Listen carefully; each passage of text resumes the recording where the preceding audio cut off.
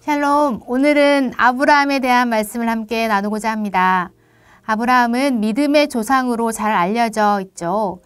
아브라함에게서 이스라엘의 민족이 시작되었고, 신약에 보면 유대인들이 아브라함의 자손이라고 불리는 것을 자랑스러워했던 것만큼 아브라함은 이스라엘 민족들에게 아주 중요한 인물 중에 하나였습니다.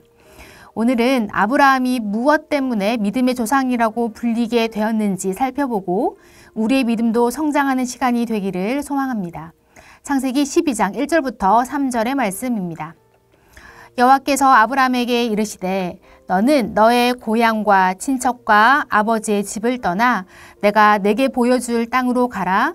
내가 너로 큰 민족을 이루고 내게 복을 주어 내 이름을 창대하게 하리니 너는 복이 될지라. 너를 축복하는 자에게는 내가 복을 내리고 너를 저주하는 자에게는 내가 저주하리니 땅의 모든 족속이 너로 말미암아 복을 얻을 것이라 하신지라. 아멘. 창세기 12장에서 하나님이 아브라함을 부르십니다. 아브라함의 고향은 갈대아 우르입니다.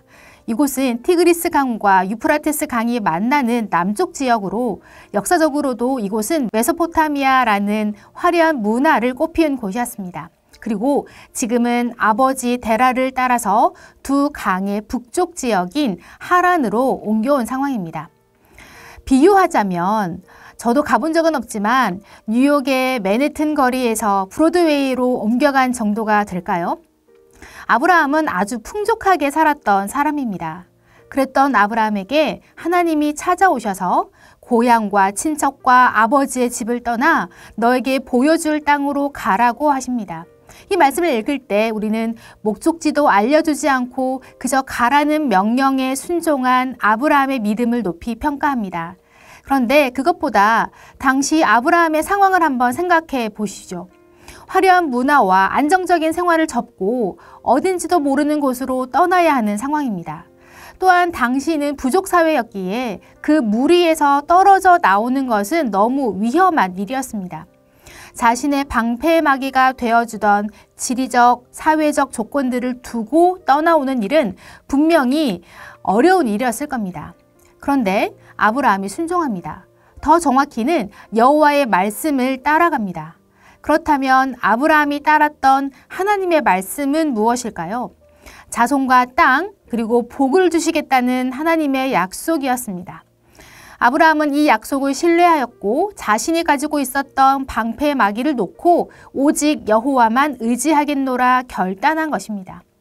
그렇다면 하나님의 말씀을 따라갔던 아브라함의 믿음을 한번 살펴볼까요? 그는 하나님의 약속을 신뢰하고 호기롭게 시작하였으나 금방 흔들리고 맙니다. 창세기 12장 10절부터 20절의 내용이 바로 그것인데요. 가나안 땅에 심한 기근이 들자 아브라함은 애굽으로 내려갑니다. 내려가는 것까지는 괜찮았는데 아리따운 아내 사라 때문에 자신이 위험에 빠질까 봐 아내를 누이라고 속입니다. 그런데 똑같은 일이 20장에서 한 번 더 일어납니다. 두 번씩이나 같은 실수를 범하는 아브라함이 어떻게 보이시나요? 믿음의 사람처럼 보이십니까? 게다가 더 이해가 되지 않는 일이 있습니다. 분명히 잘못은 아브라함이 했는데 벌은 상대방이 받는 것입니다. 창세기 12장 17절입니다. 여호와께서 아브라함의 아내 사레의 일로 바로와 그 집에 큰 재앙을 내리신지라. 거짓말은 아브라함이 했는데 벌은 바로가 받습니다. 이번에는 그랄 왕 아비멜렉에 대한 말씀입니다. 창세기 20장 6절인데요. 하나님이 꿈에 또 그에게 이르시되 네가 온전한 마음으로 이렇게 한 줄을 나도 알았으므로 너를 막아 내게 범죄하지 아니하게 하였나니 여인에게 가까이 하지 못하게 함이 이 때문이니라. 아멘. 이렇게만 보면 바로에게는 큰 재앙을 주고 아비멜렉에게는 봐준 것처럼 보이지만 사실 아비멜렉에게도 사라의 일 때문에 그 집의 모든 태가 닫혔다고 말씀합니다. 그럼 하나님이 불공정하신 분인 걸까요? 성경이 알려주지 않아서 그저 추측해 볼 따름이지만 저는 하나님께서 아비멜렉에게 자비를 베푸신 것처럼 바로에게도 분명히 살 길을 열어주셨으리라 생각합니다. 그러니 바로도 그 재앙의 원인이 아브라함 때문인 것을 바로 알아차리죠.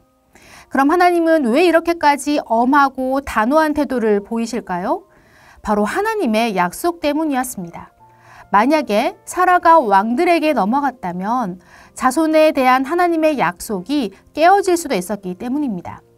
이 일을 겪은 아브라함은 분명 많은 생각을 했을 것입니다.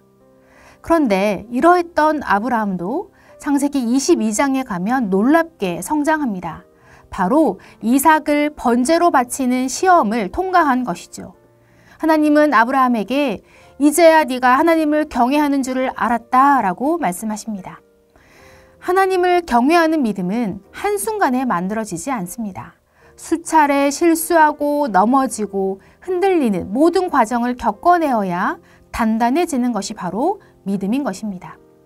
사랑하는 성도 여러분, 우리가 아브라함을 믿음의 조상이라고 부를 수 있는 이유는 한 번도 실수하지 않는 완성형 믿음이었기 때문이 아닙니다.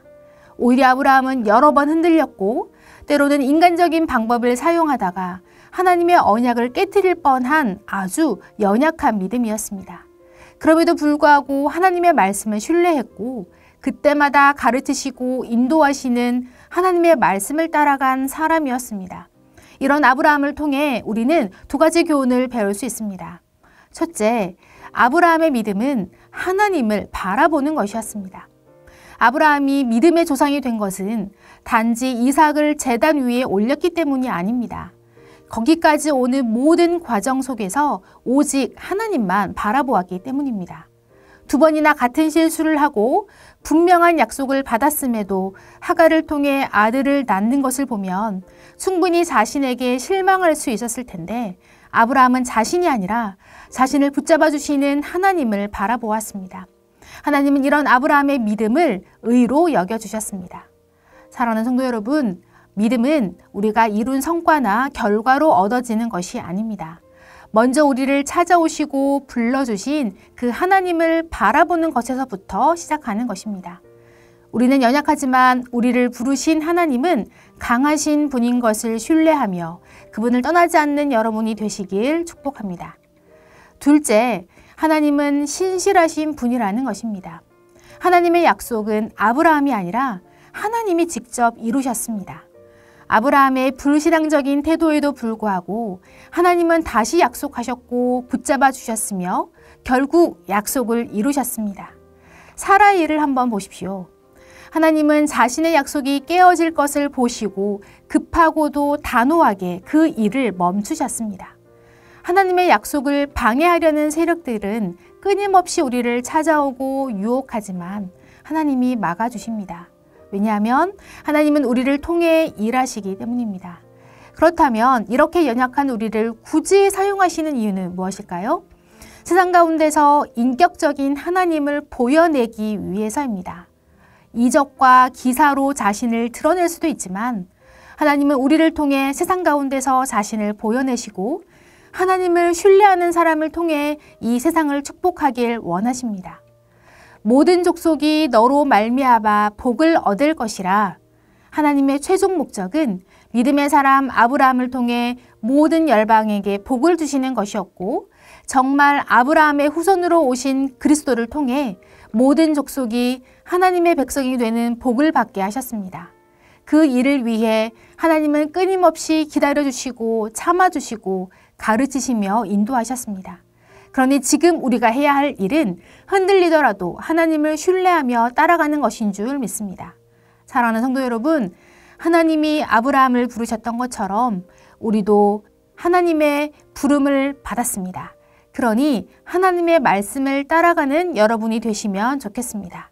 더 나아가 여러분을 통해 모든 족속이 복을 얻게 되는 축복의 통로가 되시길 축복합니다.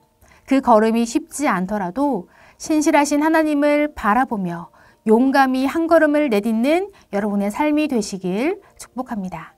기도하겠습니다. 신실하신 하나님, 우리도 아브라함처럼 믿음의 사람이 되길 소망합니다.